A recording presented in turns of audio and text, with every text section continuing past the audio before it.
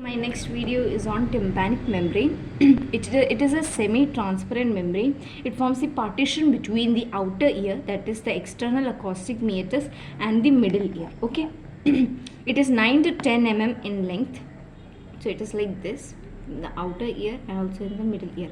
It is placed obliquely, making an angle of 55 degrees with the external acoustic meatus. Okay, with the floor of the external acoustic meatus, it makes an angle of 55 degrees. Okay, and this is Dophola. Dophola is that this tympanic membrane is downwards, forwards, and laterally placed. Okay, how is it placed? Downwards, forwards, and laterally. Dophola. And then the parts or the structure of this layer, it has cuticular layer, a mucous membrane, and an intermediate membrane. Okay, on the middle fibrous part. So this is the cuticular membrane, this is the middle fibrous part, and this is the mucous membrane. The outer cuticular layer, it is consisting of stratified squamous epithelium. What? Stratified squamous epithelium. The middle fibrous layer consists of encloses handle of malleus. So as you can see, it encloses the handle of malleus. The middle layer, it is fibrous layer.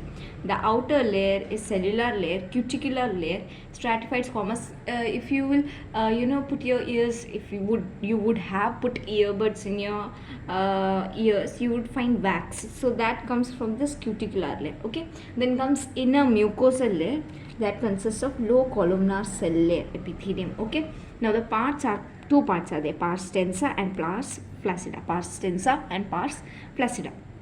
Okay, really? Okay. Now pars tensa forms most of the part of the tympanic membrane, and the periphery, it is thickened to form fibrocartilaginous ring, and that ring is called annulus tympanicus. Okay, so there is pars tensa and pars flaccida. Okay, and then this consists most of the tympanic membrane, and the outer portions are thickened, that is called annulus tympanicus. Then there is pars flaccida, which is shrapnel's membrane. What is it? Shrapnel's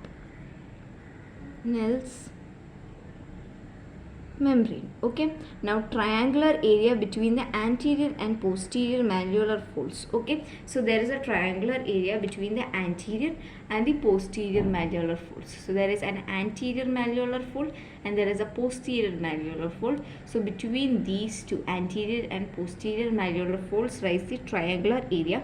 It appears slightly pinkish. Okay, it appears slightly pinkish. So these are the 2 points that you are going to write for the pars flaccida. Then comes the surfaces. There is lateral surface and a medial surface. Okay, the lateral surface, tympanic membrane, it is concave and it is Dophola, that is, it is downwards, forwards, and laterally placed. Medial surface is concave and it is convexity. Its maximum convexity corresponds with the umbo. Okay, umbo. So as you can see, maximum convexity, it forms umbo. And then comes handle of malleus is crossed by chorda tympani nerve, which can be asked as a precise question, that the handle of malleolus is passed by which nerve. Then the arterial supply, that the deep auricular artery and posterior and anterior tympanic artery. Deep auricular artery and the posterior and anterior tympanic artery. Deep auricular artery is from first maxillary artery. Anterior tympanic artery is also part of maxillary artery, and posterior auricular artery is a part of posterior auricular artery. Okay, thank you.